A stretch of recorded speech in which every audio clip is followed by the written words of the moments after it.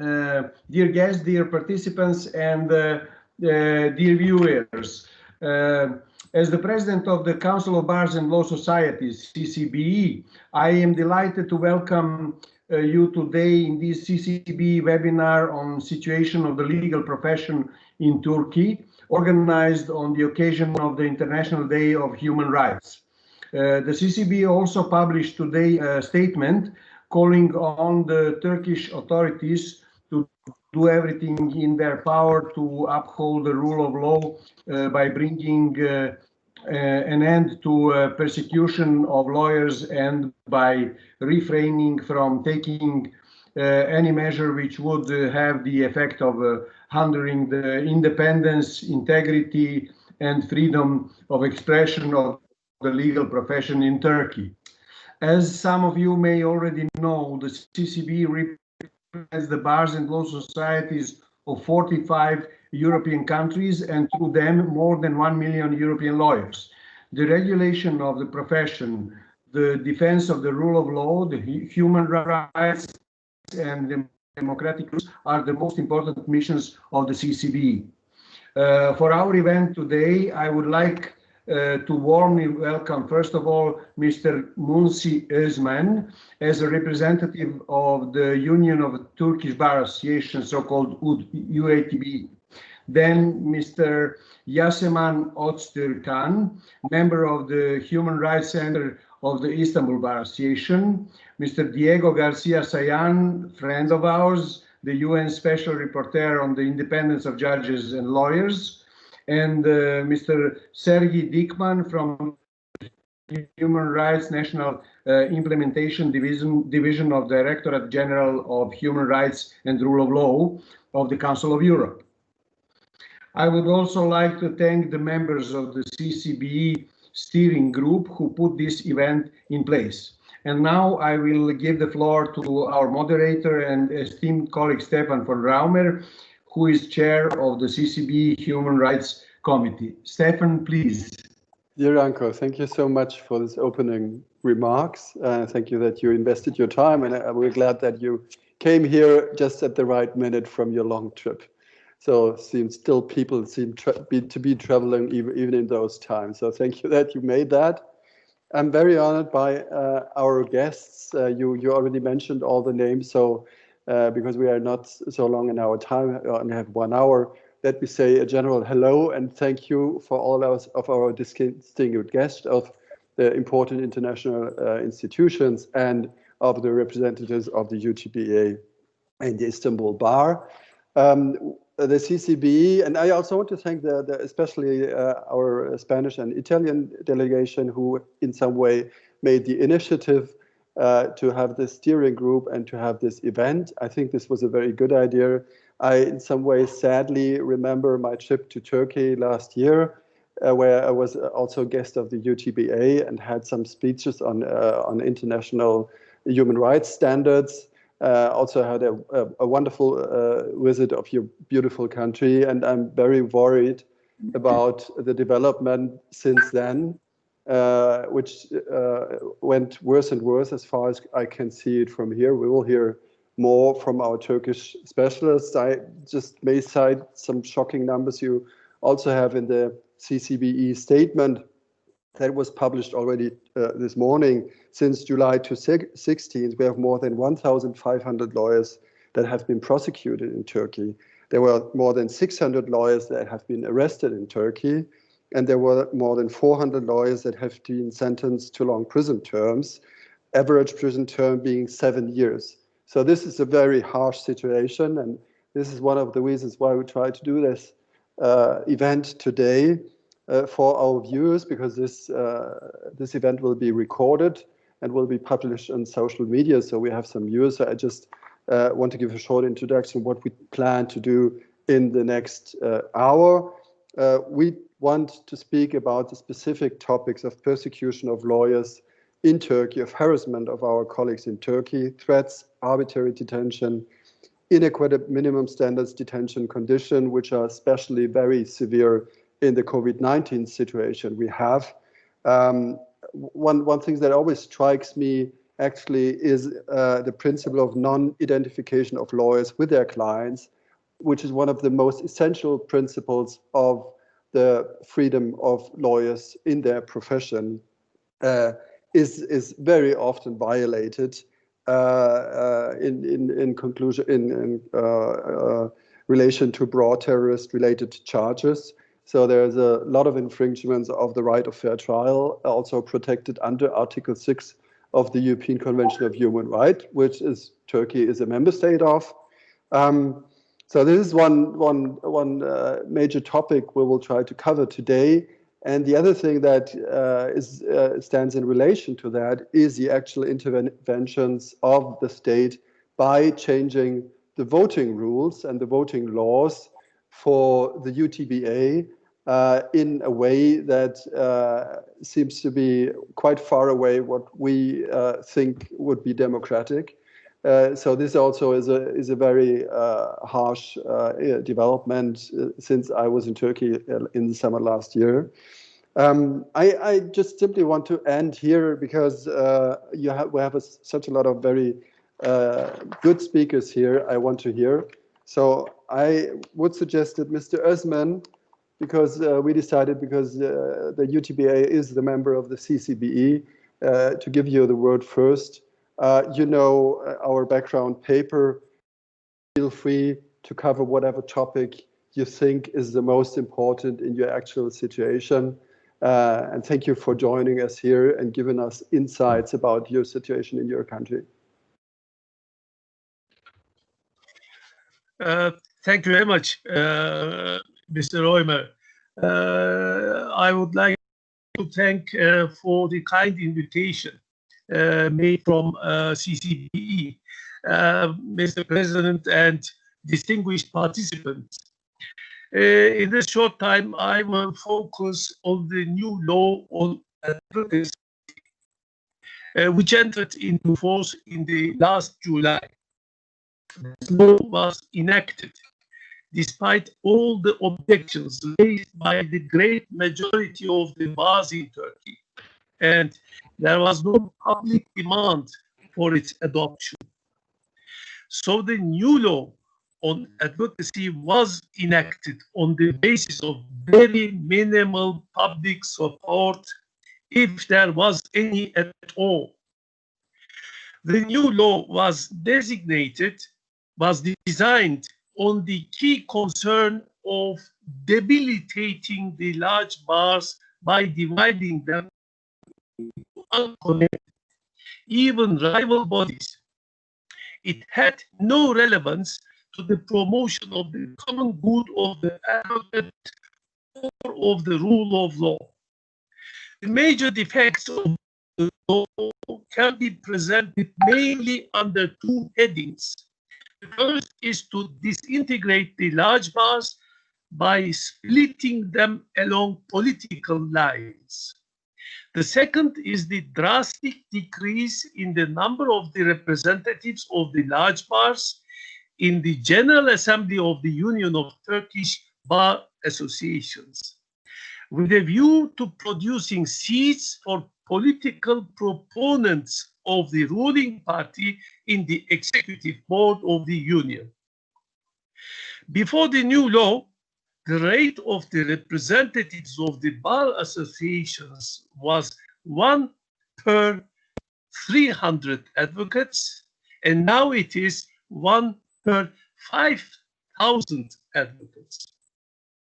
The new law on advocacy as such has a negative impact on the independence of the advocates because under the present circumstances in which the judiciary is pitched into, it is not hard to foresee that the members of the newly established bars will be favored due to their political mindset, known to be in line with that of the ruling party.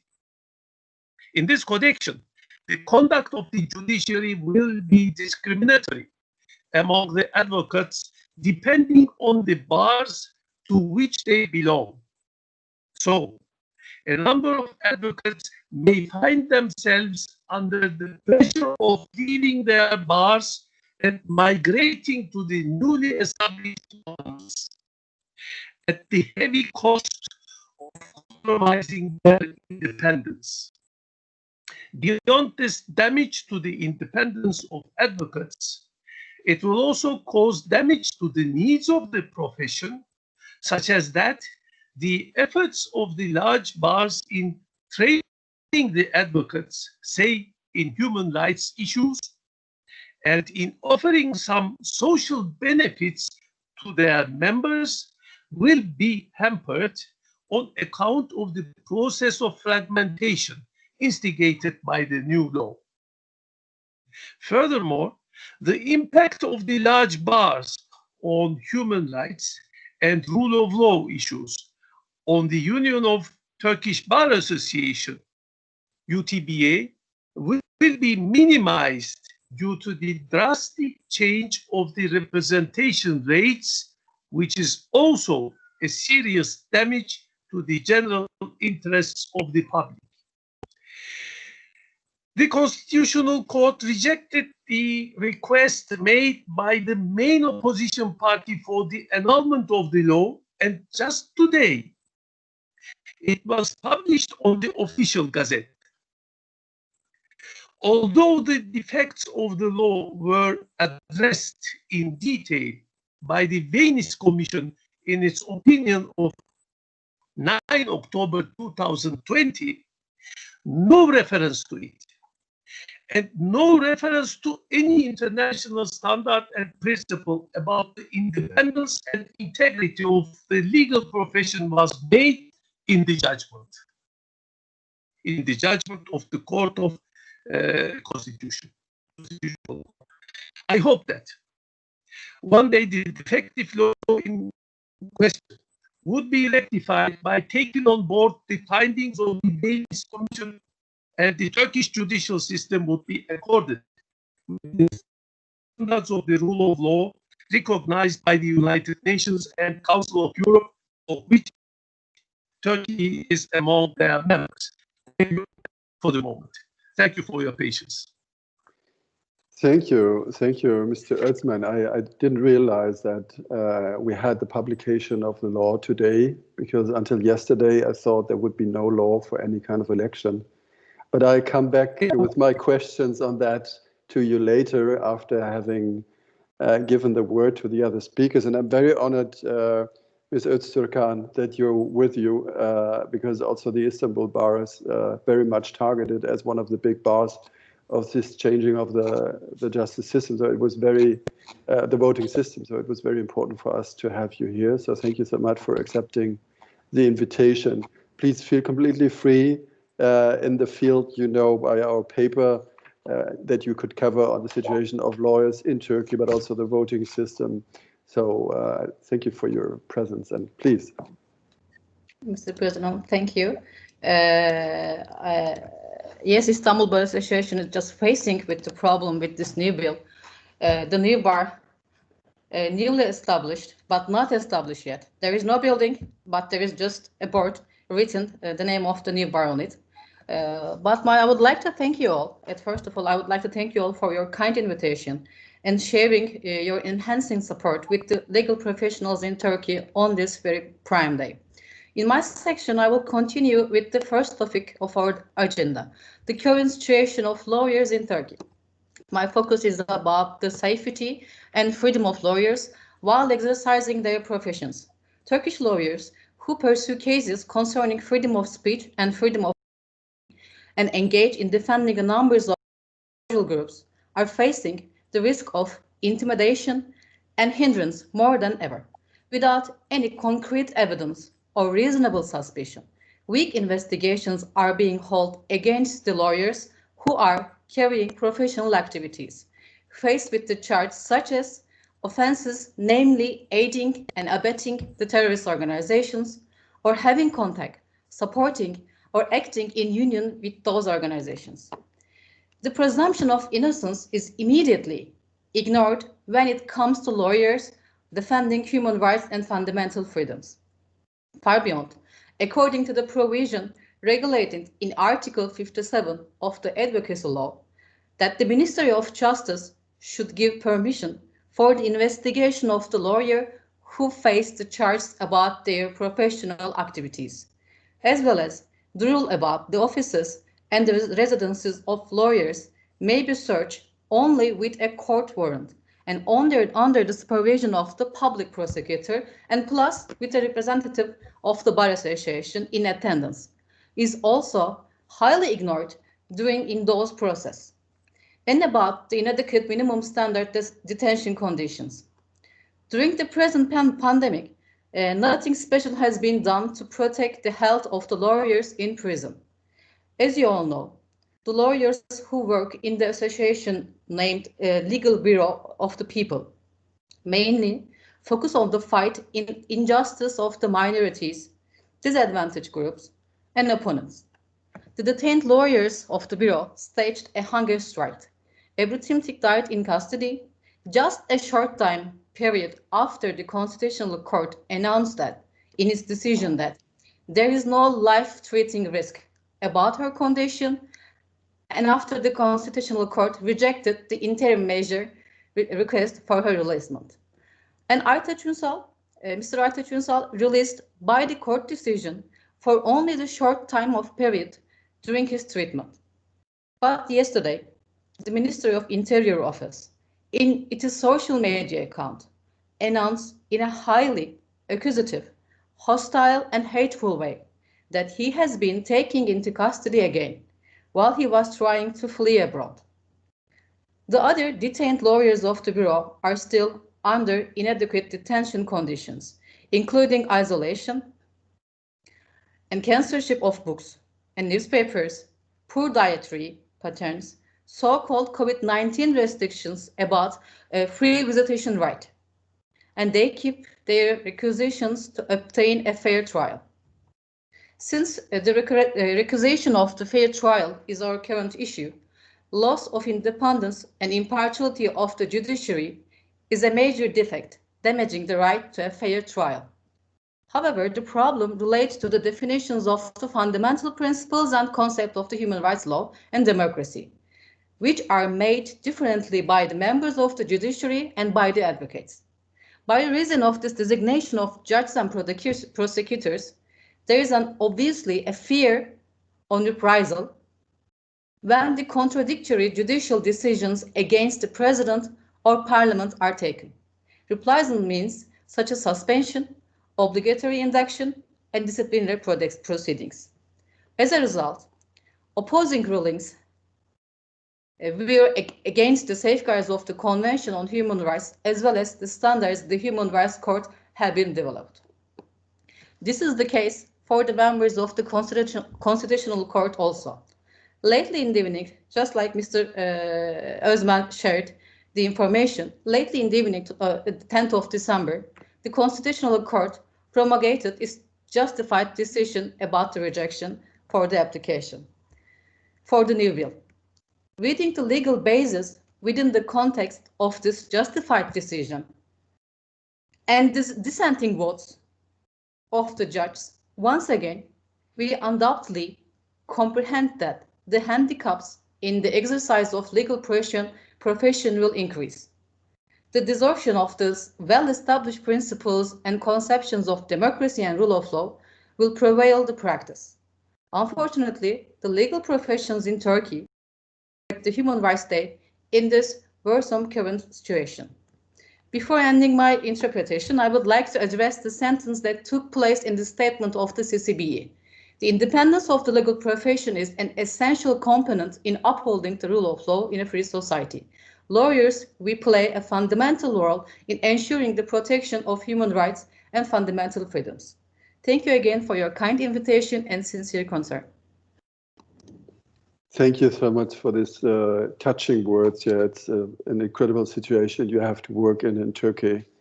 And me as a lawyer simply working in Germany and being completely able to defend any client I want, I always wonder how one could do the profession of lawyers in those circumstances. And I want to thank you for your very brave work still continuing to try to hold up the rule of law. This is very important for all of us.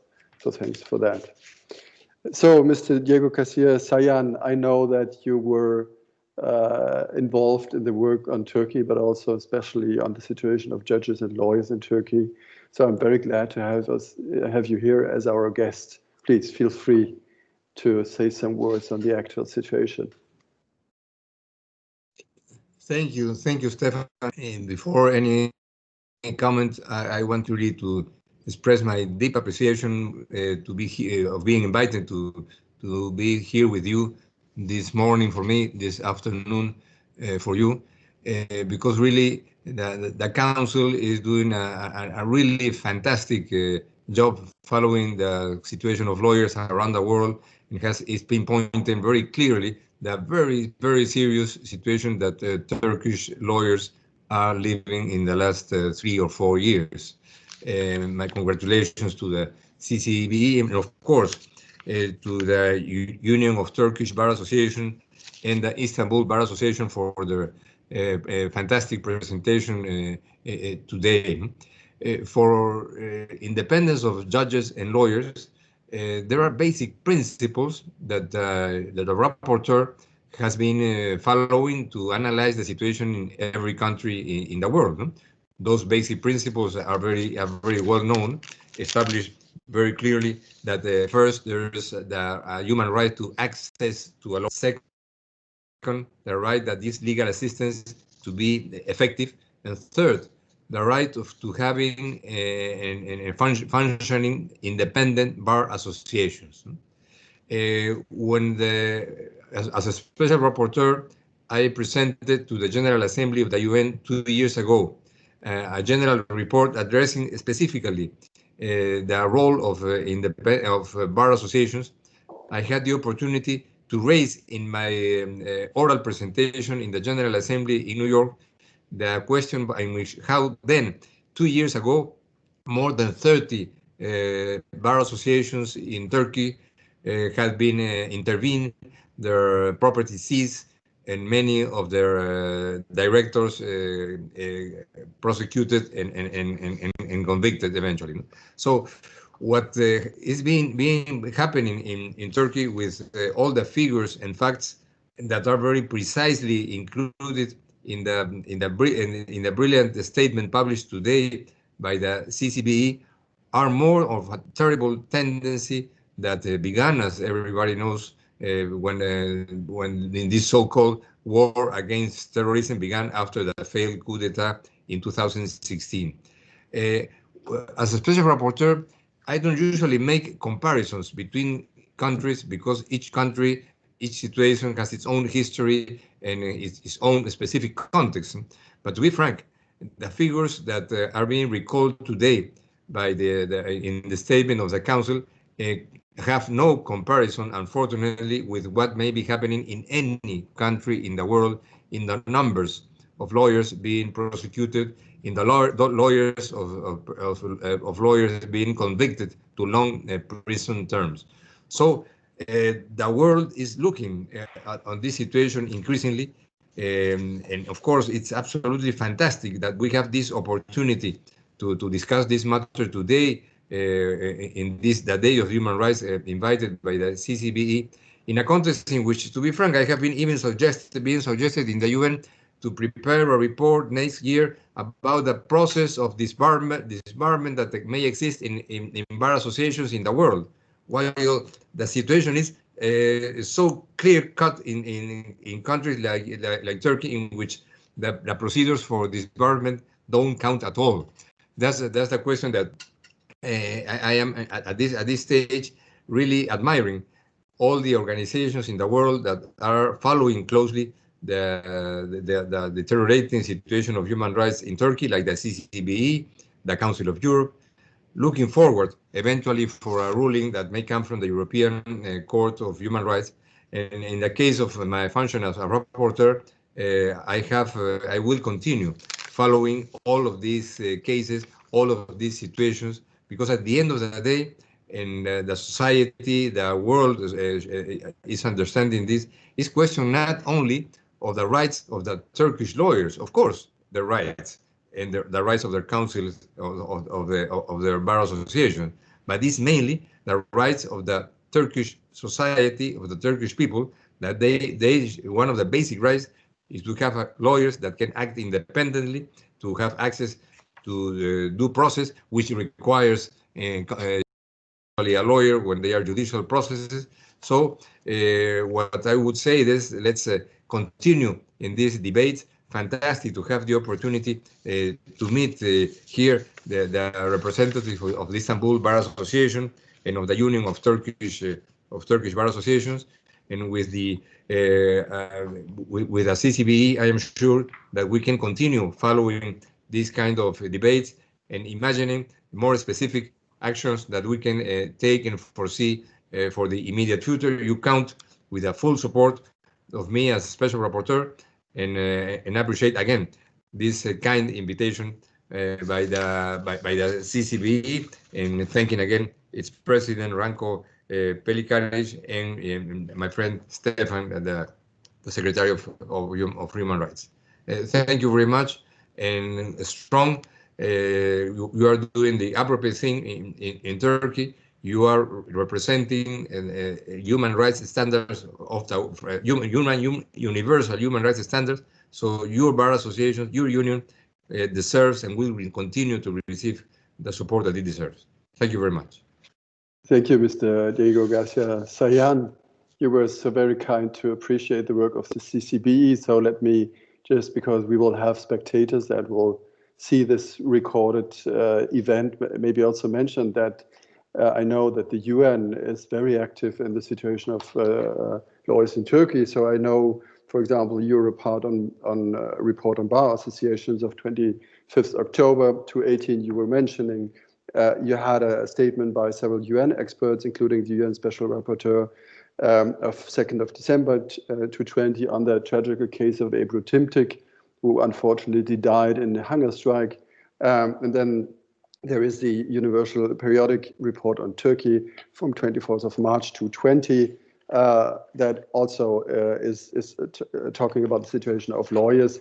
So there are very specific action of the UN. And so also in the name of the CCBE, I give my thank you back to the UN as an organization for helping our colleagues in Turkey in such a wonderful way. And I'm very optimistic that if we have any questions and if we can make other suggestions the UN could help, you will be very open for that. We know that. Thank you for that. So I'm very glad now, Mr. Sergey Dickman, although we were asking you quite on short terms, that you agreed our invitation here and that you're with us. So please, I give you the floor. Thank you.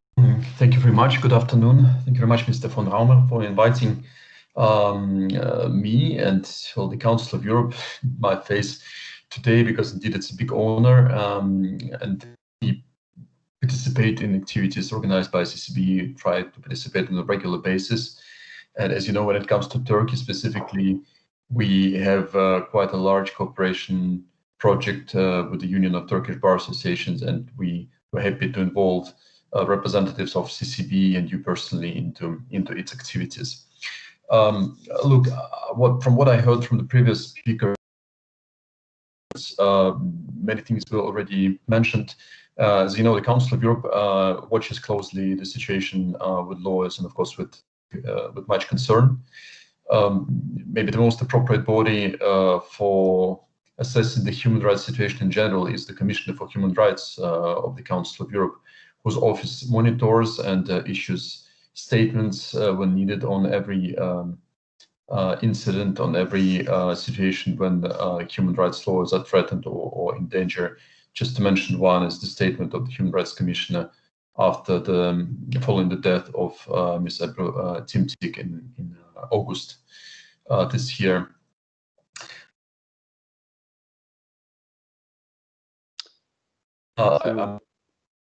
The opinion of the Venice Commission, which was issued this October on the law of, as they call it, the law on attorneyship. The opinion was prepared together by the Venice Commission and our Director General of Human Rights and Rule of Law. Colleagues already mentioned it, and I would like to stress that the opinion highlighted that as such, so-called hard or binding international law leaves quite a wide margin of appreciation for the state to regulate the lawyer's profession. Still, the problem with this particular law is, first, how it was not called for the lawyers community itself. Then secondly, it indicated that although some of the issues outlined by the authorities when proposing the law, including that the bar associations are too large in big cities and they are difficult to govern and they don't represent the lawyers, they might be valid. Still, the creation of multiple bar associations might lead to politicization in big cities, might lead to politicization of legal profession in the current context in Turkey. And I think this is a very important point, because politicization is incompatible with a neutral role which the attorneys should normally play. And here I quote the opinion, because indeed, as it was already mentioned, although the case law of European Court is not very much developed on the regulation of the lawyer's profession, unlike the regulation of judicial profession, which is quite well described. Still, the core principles of Article 6 foresee that the legal professional should be independent in order to be able to provide effective legal assistance to anybody in court. So that's why I think the Venice Commission opinion so far is the most weighty document we have on the current situation with the legislation. It does not call it calls for the authorities to consider other possible avenues for addressing the issues which were declared as the basis for adopting the amendments. Still, for the Council of Europe, the adopted law does not mean that we, of course, stop any cooperation with the legal community. We continue our project with the Union of Turkish Bar Association, and I would like to highlight that in addition to having this large-scale project, which is mostly targeted at training of lawyers on human rights and on providing the UTBA with the IT instrument, IT tool that would allow them to quickly access all relevant human rights standards. We also support regional bar associations directly from outside the scope of the project. And as an example, I can mention the two conferences which were organized last year by the Diyarbakir Bar Association, to which we organized the participation of the lawyers from the Registry of the European Court of Human Rights.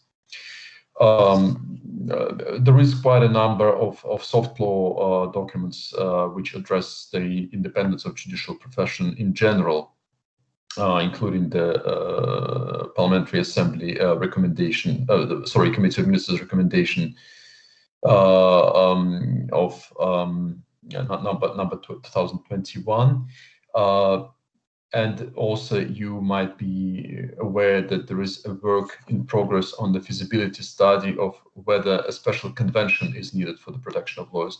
Unfortunately, so far, there is no decision. There was a request by the Parliamentary Assembly to consider the need to adopt such a convention, but the Committee of Ministers decided at first it was necessary to see whether the current instruments could not be used for that purpose.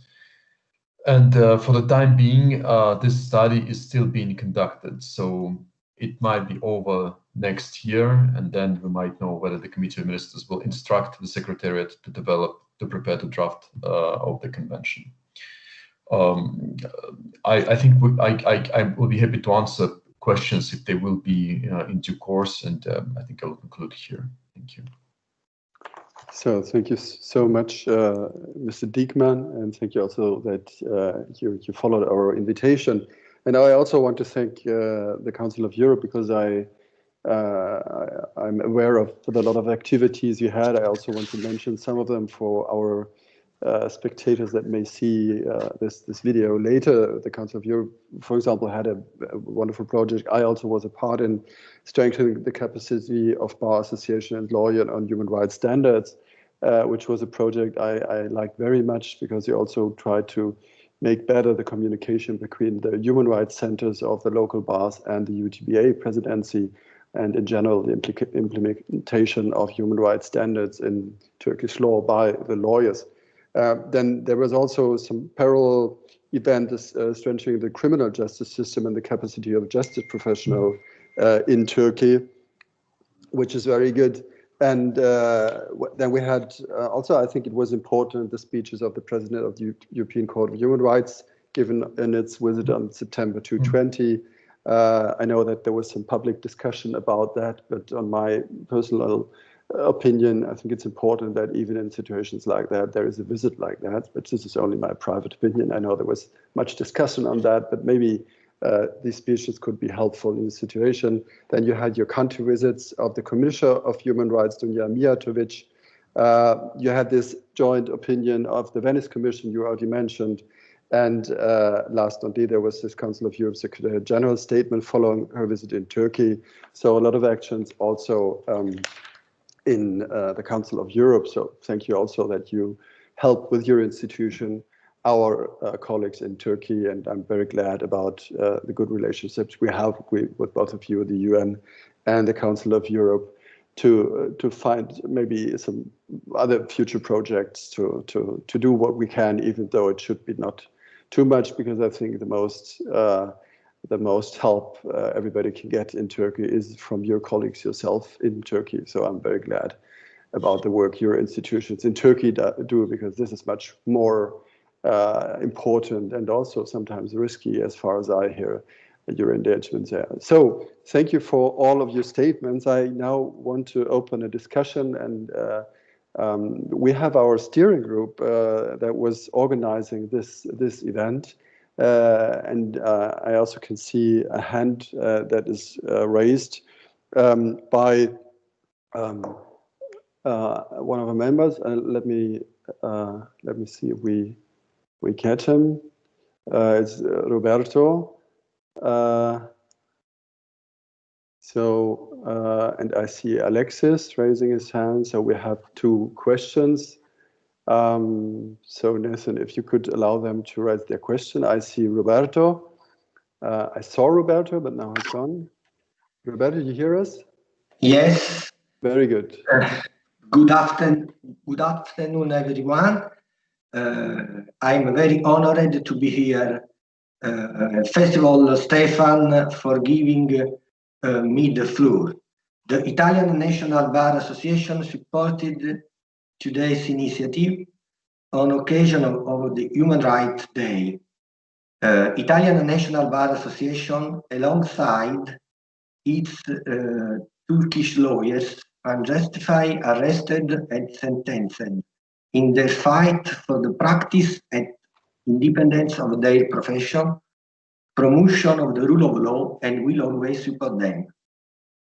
I really appreciate the intervention. The lawyer has a social role to play. In Italy, Article 9 of the Code of Conduct of Lawyers provides that the lawyer must pursue the professional activity with independence, loyalty, honesty, fairness, dignity, etc., having in mind the constitutional and social implication of defense. In our today's statement, we are made reference to the basic principle of the rule of law, lawyers, adopted by the 8th United Nations Congress on the Prevention of Crime and Treatment of Offenders, approved in Havana in 1990. As you know, the principle affirms that governments shall ensure the lawyers are able to perform all their professional functions without intimidation, harassment, or improper interference, are able to travel and to consult with their clients freely, both within their own country and abroad, shall not suffer or the threatened with prosecution or administrative, economic, or other sanction for any action taken in accordance with professional duties, standards, and ethics. Lawyers shall not be identified with their clients on their client's clause as a result of discharging their function. So, we hope that our mobilization will help our colleagues in danger. And in this regard, I have a question for Mr. Diego Garcia Sayan. Association and lawyers increase the level of cooperation with the special rapporteur in order to achieve concrete results in the protection of human rights in those states where breaches to the rule of law and attacks to the freedom and independence of lawyers are most frequent. Thank you. Yeah, thank you, Roberto, for this intervention. You speak from the heart of the CCBE. Thank you for that. So maybe, Mr. Diego Garcia Saya, you want to answer that question? Yes, of course. Really, very good point. Because how can we act more efficiently is the big question that we all have. And of course, my answer would be in two levels. First, all what is being done already by the CCBE and connected groups and bar associations is a process that must continue and should be strengthened by itself. It's absolutely crucial, and it expresses, in a way, the legitimate voice of European lawyers through their bar association, which has a tremendous impact worldwide in the Council of Europe, in the UN, and of course, I hope in one moment in Turkish authorities. And second, to establish a permanent and fluid communication with a universal mechanism for human rights. I would be very glad to build a more consistent and permanent mechanism as a special rapporteur, so that we can discuss jointly steps that can be taken. Because if the rapporteur has appropriate and on-time information in which the view of the victims is clearly expressed, that may facilitate actions that the rapporteur can take. Because in many cases, all these internal bureaucratic procedures that must be followed in the UN, in which a letter is reached, a draft is prepared, and finally it is sent, it may have 1 or 2 or 3 months for one letter of 1 page and a half, no? But because a rapporteur has to pass through that dark tunnel of bureaucracy.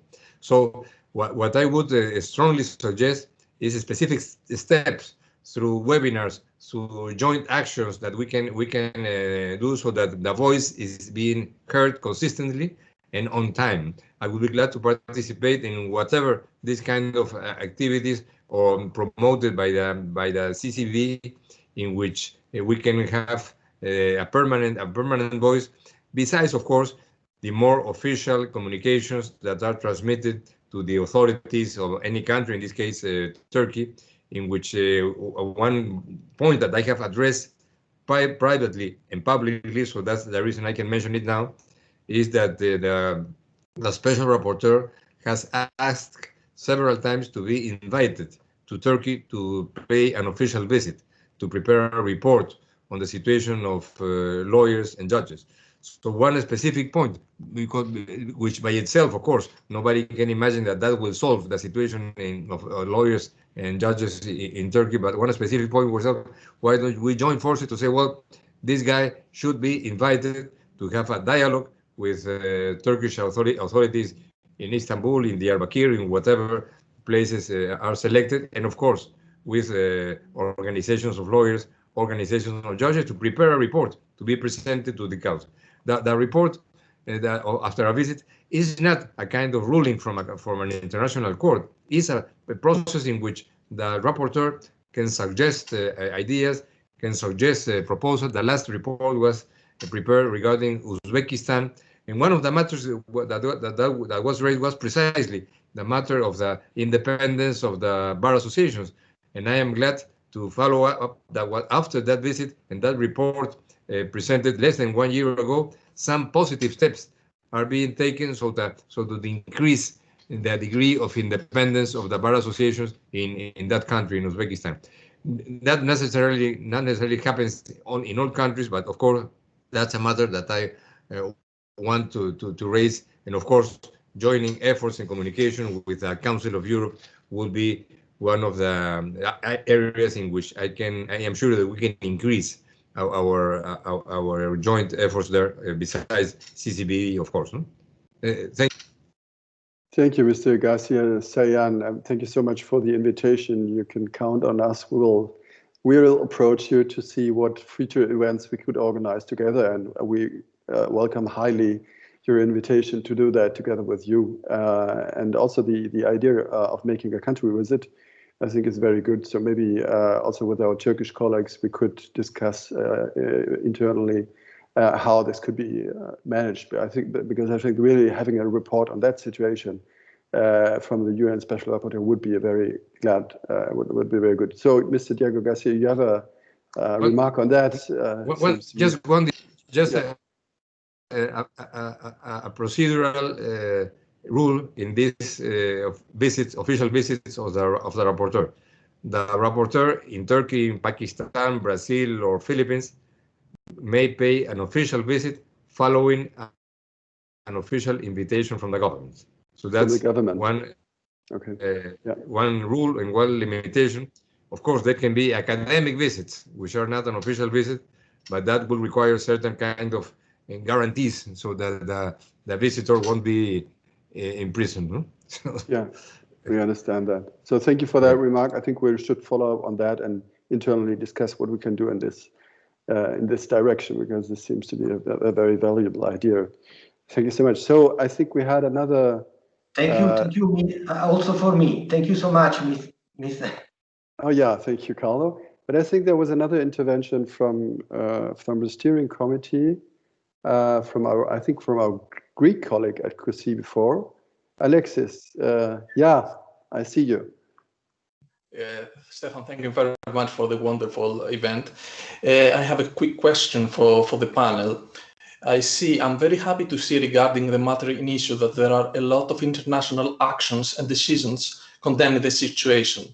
My question refers to the implementation, to the matter of implementation of these decisions from the international community, from the part of the international community. And I don't mean general financial sanction against the country, which mostly hurt most of the people and not the responsible.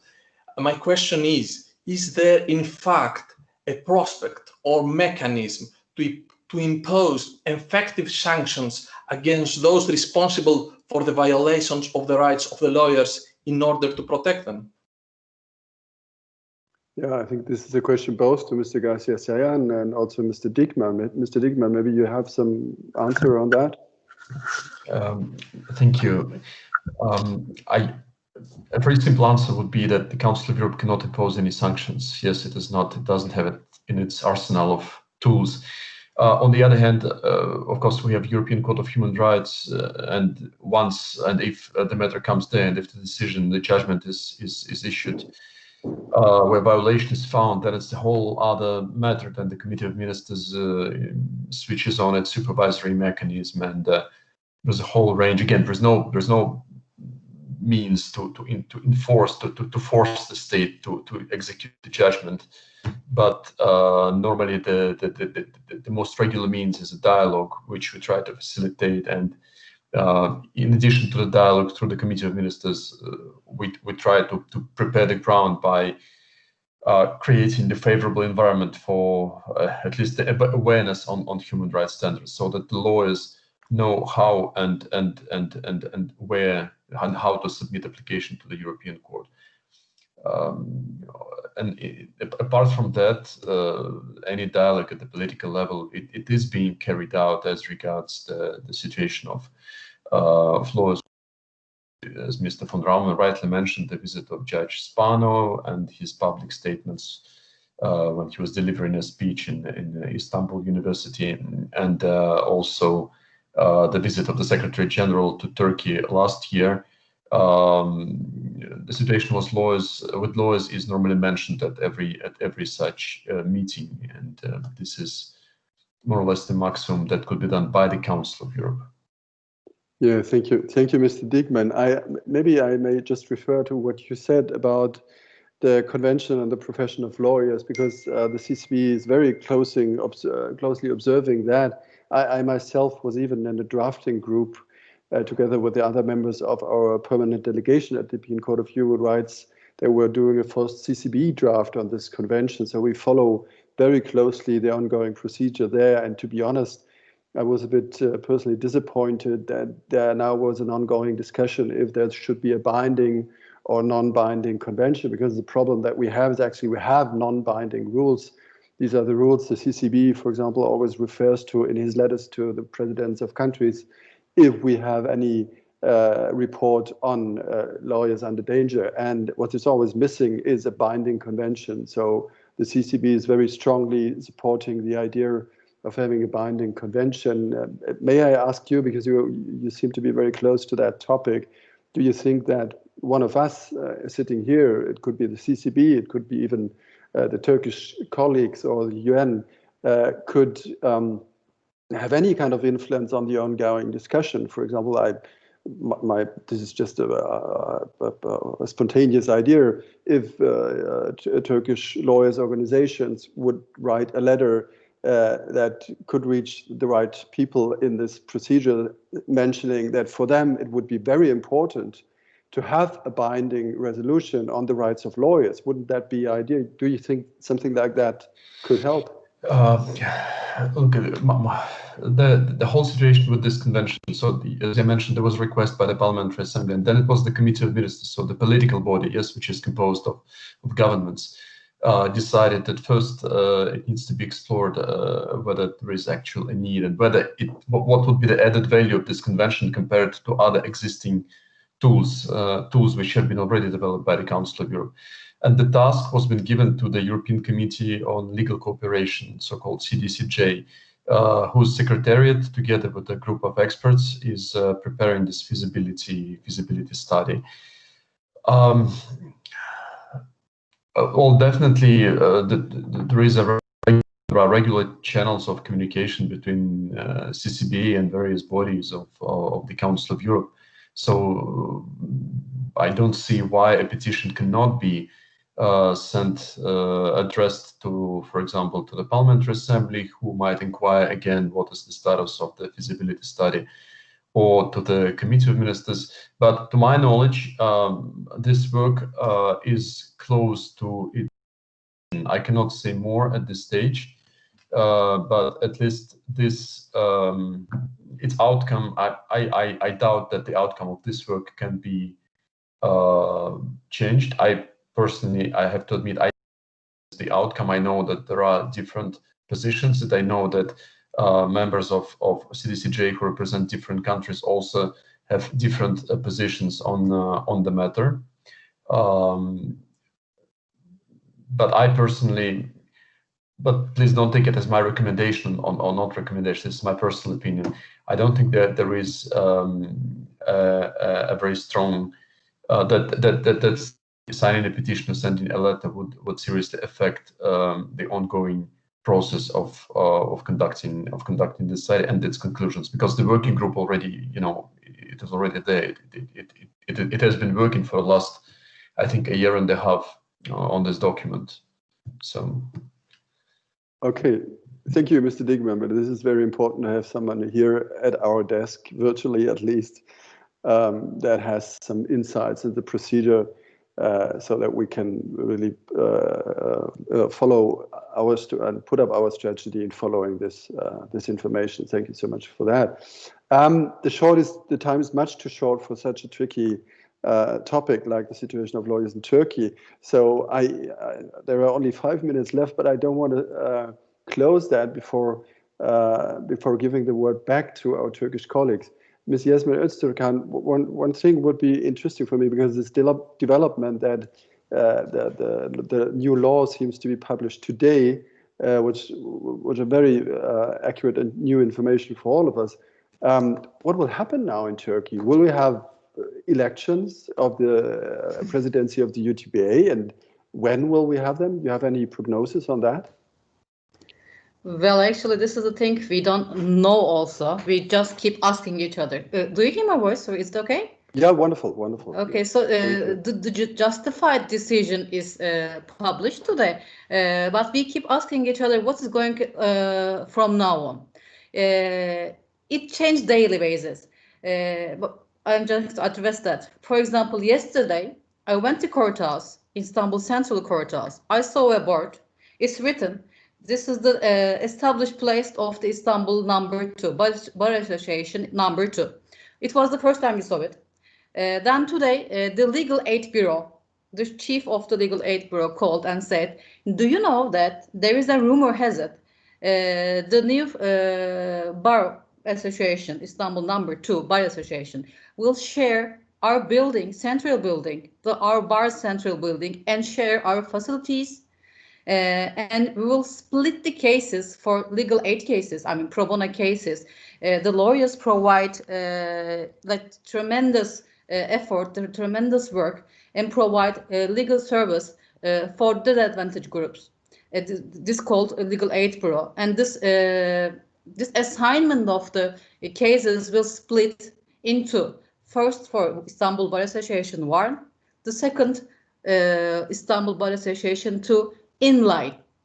When I'm just putting in front that we have no idea what's going from now on, because we keep telling with the president of the bars and the attorneys, we keep shouting against and demonstrating against the law that we don't want this law. We are not ready to practice this two headings between the two parallel headings, and this is not necessary.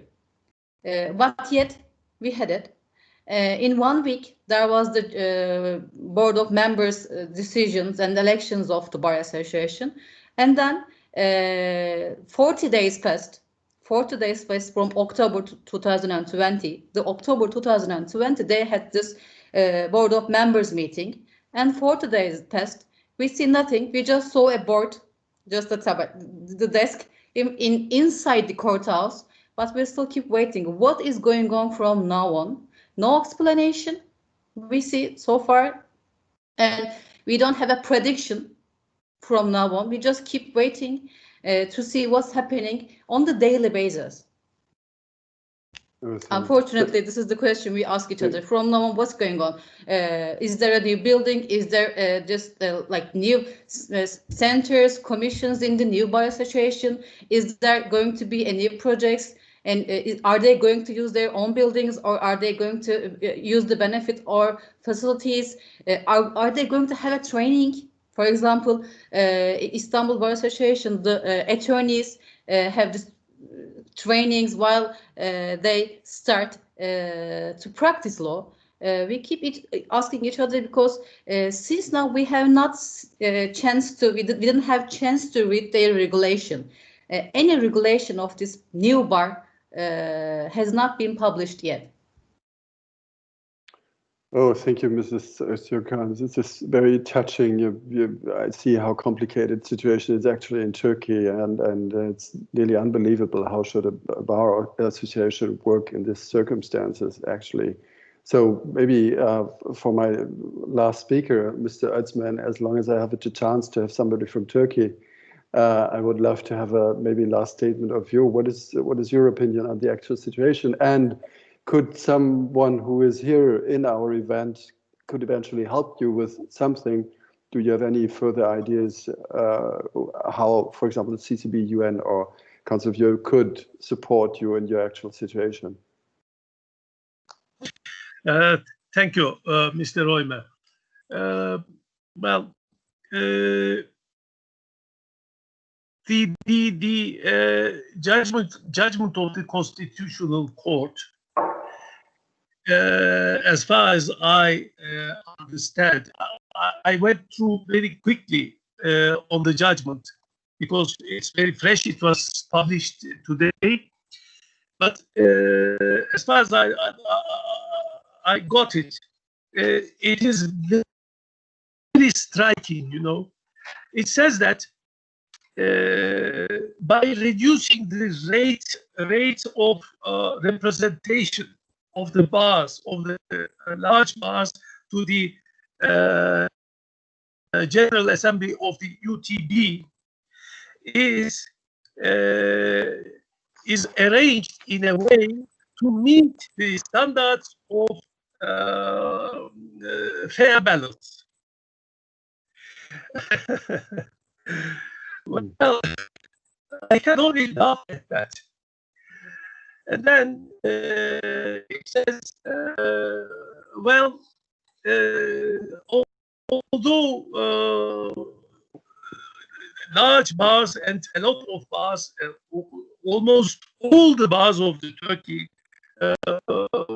were raising objection to the new law.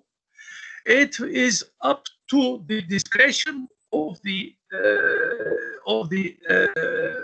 parliament to enact a law. So it is not a question whether the large bars oppose or not. It is only up to the discretion of the parliament, it says. Good. Well, it is also striking that there is no reference to any of the international standards or principles concerning the integrity and independence of the legal profession. Well, it is really striking because there is an opinion of the Venice Commission published in 9 October 2020, and there are a lot of, let us say, soft law, yes, maybe, but there are lots of international recognized standards. Why did the Constitutional Court made no reference to those international standards? Well, I'm not going to prolong this statement. I just like to say that. I just like to say that. We all know the international principles and standards set for the independence and integrity of the lawyers. Everybody knows that. Even the Constitutional Court, the Turkish Constitutional Court knows those principles. You, as CCBE, sent various letters to the President of Turkey containing those principles and standards. So these principles and standards are not unknown by the authorities, but it depends. Everything depends on the intention of the highest authority in Turkey. So,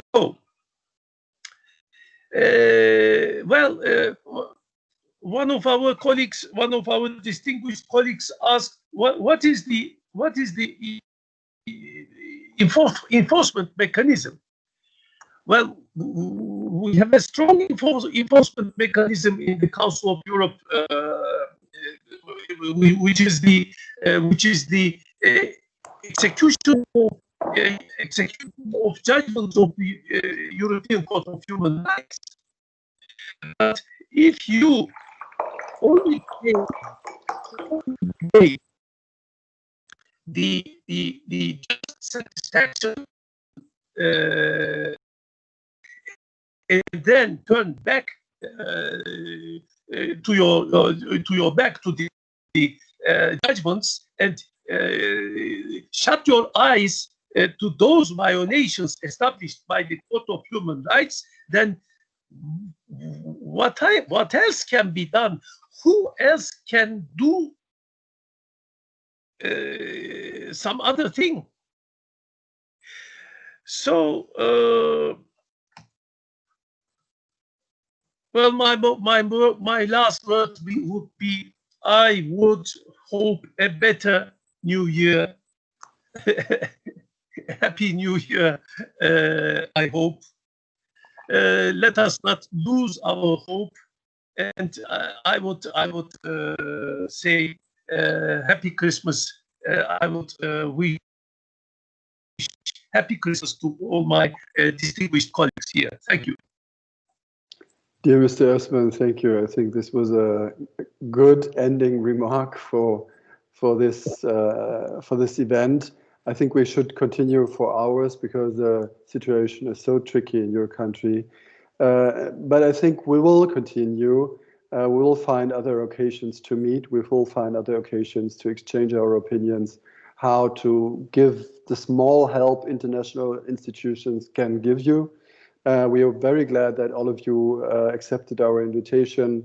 This is for the international organizations, but also very especially colleagues, especially for you. I wish you very good luck in your very tricky situation, and hope you still can have some relaxing days on Christmas, and you will have a happy new year. And I thank you so much for being here and for cooperating with us. So let's hope for a better year. I take your word, Mr. Osman. I think this is a good final remark.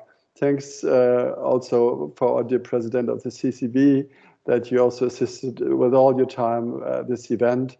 And thanks for all the other wonderful guests and distinguished guests I had here.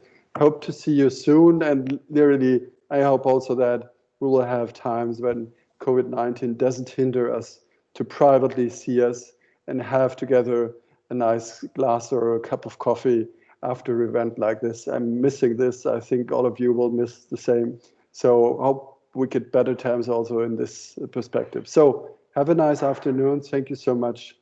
And hope to see you very soon. And good luck for all of you. Thank you. Thank you very much. Thank you very much.